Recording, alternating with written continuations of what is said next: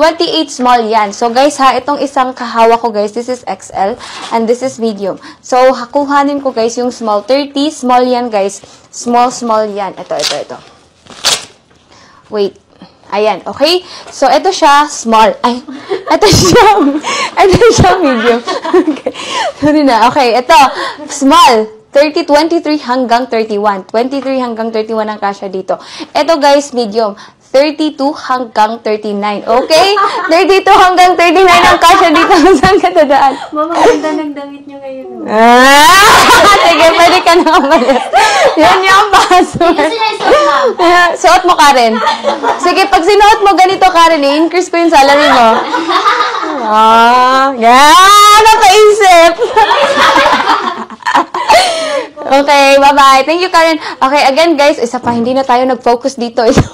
Okay, uulitin ko, guys, ha. Itong hawak ko, guys, ha. This is small. Pag yung puson area mo is from 23 to 31, kuhanin mo ito.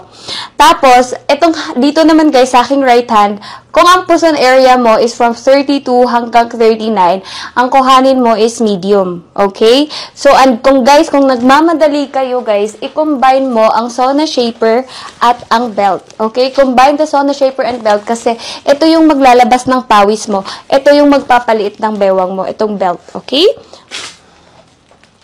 Ayan. May abot po ba yan sa puson kahit matangkad? Yes, for sure. Kasi nakikita mo to, itong pangalawang strap na to, ayan, pwede mo yan i-adjust. Okay?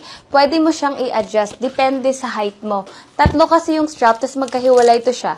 So, pwede mo siyang mas ibaba pa, pwede mo siyang ipagdikit. It's up to you kung ano yung problem mo. Kung problematic ka sa puso, okay.